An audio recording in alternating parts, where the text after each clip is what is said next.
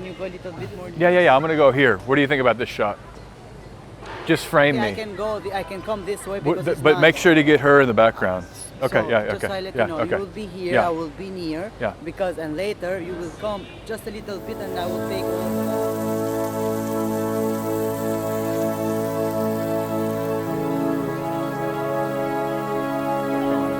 So why am I standing in front of a poster for the new Bridget Jones Diary movie, Mad About the Boy? It's coming out here in the theaters very, very soon. And the big answer to that is simply that we have Venus in Aries. Venus is approaching its retrograde station. That will happen on the 1st of March. That's what this video is about. It's going to be about a celebration of Venus as Venus stops and gets very powerful here as it does every 500 and some odd days. This picture is a celebration of women. It's a celebration of love. It's a celebration of, you know, sex and romance and relationship.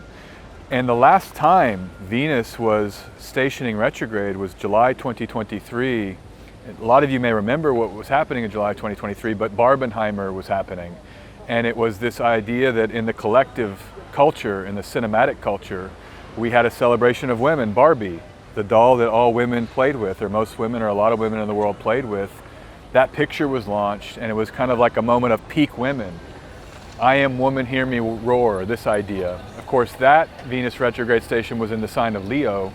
The one we have now will be in the sign of Aries. Again, a fire sign ruled by the sun. And I think that this moment in time, as much as July 2023, is about celebrating women, the passion and fire of women, the identity of women. Part of why I wanted to talk about Bridget Jones's Mad About the Boy is that I saw an article. I was walking down and saw this here. This picture will be out here where I am soon. But I saw a news article that says in the UK, there's been more pre-sales for this picture than there has been for Barbie. So it's just as popular as Barbie in the UK. Now that's because this is a British cultural touchstone. The author of the Bridget Jones novels is British. The actors are largely British, though she's from Texas, where I'm from. So the point is that we've got another echo, right? Venus gets powerful to celebrate itself and to celebrate women, which is a signification of Venus. And we're seeing women and pictures about women in love as a big part of pop culture. Great way to feel into Venus retrograde and its themes. Think about women, think about the power of women. That's where we're at right now. That's what we're going to be offering and doing. Perfect.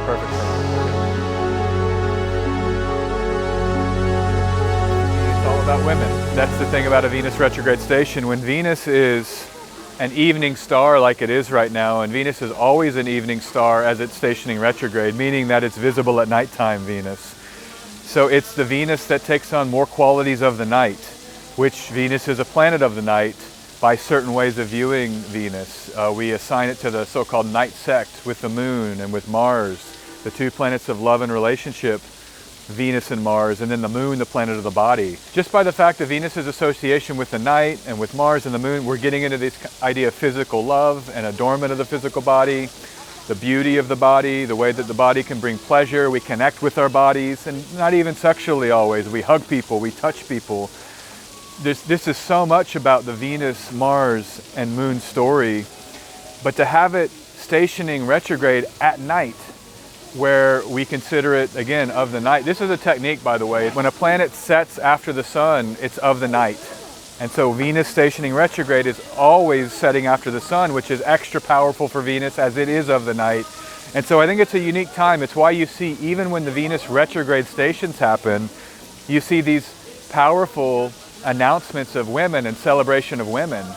It's powerfully evoked in our moment. And so you find that in your personal life. You might have women coming around in your own worlds, whether it's mom or lovers or friends or close female associations of yours, or things that we consider so-called female, like beauty and adornment and music. And not music isn't only female, obviously, but it's just a moment for women right now. Remember, Venus is in Aries, getting closer to that degree of its retrograde station. Will station retrograde on the 1st of March. So it's really all of the rest of February. Let's just call it the 2 weeks to celebrate women. And I love that. And that picture, Bridget Jones's diary, or the new version of the Bridget Jones, is really emblematic of that.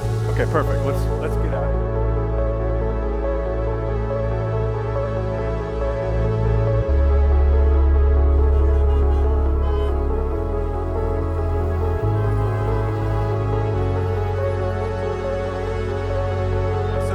let's come into some of the nuts and bolts of any retrograde. What are the delineation techniques that we want to deploy here? First is, what is the nature of the planet? What are the themes of that planet? And that's the starting point, really, for any astrological delineation, but in this case, we're thinking about Venus retrograde. Venus, I listed a few of those before, but let's just kind of lay it out here. Women, love, connection, unity, togetherness, physical pleasures, in terms of even the adornments, making ourselves beautiful, clothing, sweet singing, beautiful mixing of colors, the idea of valuable objects. So you get with Venus notions of beautification is a term I like, making ourselves pretty. And I think that's where the associations with women come in, is that you make like beautiful women here already. They came to us as we were talking about women, they knew it. You know, that's what Venus is. And so that's the first layer. That's what we're involved in here as we want to delineate this moment of astrological time. Second, where is Venus in the zodiac? Because those are additional types of energy that Venus will express through. So Aries, Sun and Mars, active, masculine energy. This is a masculine Venus. It's the beauty that's about power and force, making and doing. It's a beauty that's about showing itself to the world and engaging actively in the outer world. And that's that Venus and Aries energy that matched the Venus and Leo energy from summer 2023, where it was all about presenting the woman to the world in a real fiery and passionate and powerful way. So there will be some of that with this Venus and Aries, for sure. So that's a key distinction actually between Aries and Leo. Yes, they're both solar. Yes, they're both about showing the force and power of the excited identity of the Venusian. But Aries is a special sign for Venus because it's known as its exile. It's opposite the sign of Libra that it rules by domicile. So it's a little bit more under pressure here. And I think that that's because Mars has a lot more potency over Aries. It's a core martial energy, whereas Leo is a solar energy and a Jupiterian energy. It's not martial. And so why is Mars and Venus, when they mix like this, known to be a rougher energy? Well, they're kind of opposites. You know, Mars wants to break free and be independent. Venus wants to bring together and bring close. Even in their mechanisms of pleasure, Mars is more kind of forceful, get it done, and Venus is more saturate and soft. And so that could be part of the unique flavor of this Venus retrograde station here on the 1st of March, is that it might be a little bit more too hot, a little bit destabilizing. And I think we see that in the themes of Bridget Jones versus Barbie. You know, Barbie was like a real icon of culture, which is Leo 9 more than martial. Bridget Jones, if you're familiar with these pictures, the themes of it are like affairs and many men trying to get Bridget Jones. And in this movie that's coming out, it's a young man. There's a controversy over a large age gap where Renee Zellweger is like 20 years older than the guy, I think Leo, I forgot his last name, but that young actor was in The White Lotus. But you have this age gap, and so there's a kind of martial quality here to this expression of Venus in 2025, where it's more of like kind of lusting after a woman and the youth and power of Mars and enjoying that for Venus. You know, that's just the layers here. It's not only the significations of Venus, but it's the Aries significations and how those are applied to Venus as we come to this week, rest of February, where Venus is beautifully stopped in the night sky, and then it conveys a great power of the Venusian themes. Generativity, you know, women produce children. Venus is about that as well. We generate with our Venusian powers. And so any creatives out there, you really can feel into this power Venus rest of Feb. You might be given disclosures around your own creative powers or your own generative powers, which is a beautiful, beautiful thing. And all of this is happening just as Mars is stationing direct. Mars is now in the degree of its direct station as I record this. And that Venus-Mars energy is blending here in a way that both are potent. That's another. There's those thematics to be in touch with. The other thing that I want to just say in this video, the only other really important point about Venus retrogrades are relationships returning from your past. And that's a classic Venus retrograde signification. I've seen it repeatedly in my life and in the lives of others, that as Venus gets close to the retrograde station and then retrogrades, we have relationships, a Venus theme, returning from the past, and we have to go back to people or dynamics or relational objects from our histories that are brought back into our present moment. Kind of like the film, right? Bridget Jones is back. You have a prominent female lead character back in the collective cultural context. Some of you may know I was shooting here. My videographer's back for this video. David is back from Vienna. A relationship of mine, close friend, is now back in Albania helping me shoot a video. So I mean, you're even seeing it in the production of this video that it's these relationships from our past re-emerge, they come back. And it's not just David, I've seen a lot of people in my life from histories. You know, you get that email, hey, how are you doing? What's going on? It's like, oh, I haven't thought about you in a while. So just look for that in your world, because it's part of a Venus retrograde dynamic, and the timing of the retrograde then can become important, because this isn't forever. This is a 40-day and 40-night renewal, 1st of March through 12-13 April, as Venus is renewing itself. You might have to work through relational processes with people that reemerge, or working through a history to reprocess or to process anew or to repackage or reappropriate. So then we're moving forward with our relationships here into the rest of 2025.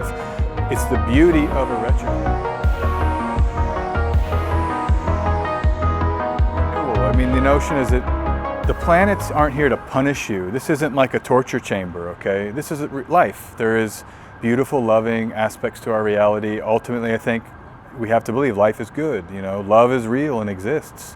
We are loved, you know? And even if we haven't experienced that in our relationships much in the last 6 months or in the last year or whatever, I believe that's the core theme of our reality. Any planetary transit, if you view it from that perspective, it's kind of like, what's it trying to do to help you? How are the planets loving you?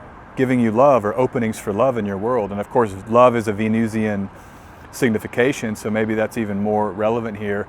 And Venus signifies temple goddesses, so it's spiritual. And in the Tarot, the Hierophant is associated with Taurus, one of Venus's signs. And so the idea of spiritual love might be as much a part of this saturation and rebirth of Venus as any other topic, and I would encourage you to consider that. Okay, let's go to... I've seen this repeatedly in the last few years, that the houses that Venus is renewing itself in every retrograde cycle are set for kinds of renewal. I mean, those house topics are major, and the unique thing about this Venus retrograde is that we're going from Aries, where Venus might be too passionate in a destabilized way, back to Pisces, where it has the full power of its nature in front of it. It can actualize the creative, which is the Piscean signature. And so when Venus re-enters Pisces, and then stations direct there on the 13th of April, we're really able to break free uniquely powerfully in that Pisces area, where Saturn is, where the North Lunar Node is, where Mercury will also have a simultaneous retrograde during this period. I'll talk more about that in later videos, but it's when it's over, you see. That's the power of a retrograde. When it's over and the planets station direct, it's like, how have we been renewed? What has been given to us? What have we shed, such that we're now better positioned to move with greater power and force into the new year? Remember, this is about the Piscean and the Venusian, your creativity, your relationships, the sense of unification, the sense of pleasure, the sense of shining your beauty into the world. So that's the potency and the power of where we are now, February, March, April 2025, as we get this beautifully renewed Venus. And that's how I'd be thinking about it. Not that you're being punished, but what is being shed, so that you can effectively have a more empowered Venus going forward from this position. And check those house topics for sure, whatever your Aries and Pisces houses are. So like, subscribe, as always, that really helps me. I appreciate your support here.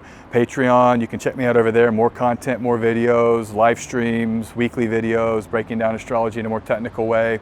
Very much appreciate you patrons. Thank you for your support. Thanks everybody out there for your support. Have a wonderful Venus retrogradation period and a wonderful Venus retrograde station. Remember the power of the beautification of the feminine and of creative, having access to that in a very primal way. And check out that Bridget Jones movie. I don't know if it's going to be any good. They say it's kind of well reviewed. They always say that about every movie, but I'll probably throw it on just to see how good it is. I've seen one of those Bridget Jones movies, and it was funny. It was fun. I think it was Hugh Grant fighting the other British actor, the famous guy that was in the King's Speech. They had a fight scene that was funny, but not my favorite genre, not my favorite type of film, but I'll probably watch it just because I'm talking about it in this video. Anyhow, peace to you guys. Have a great rest of your February. Talk soon. Bye-bye.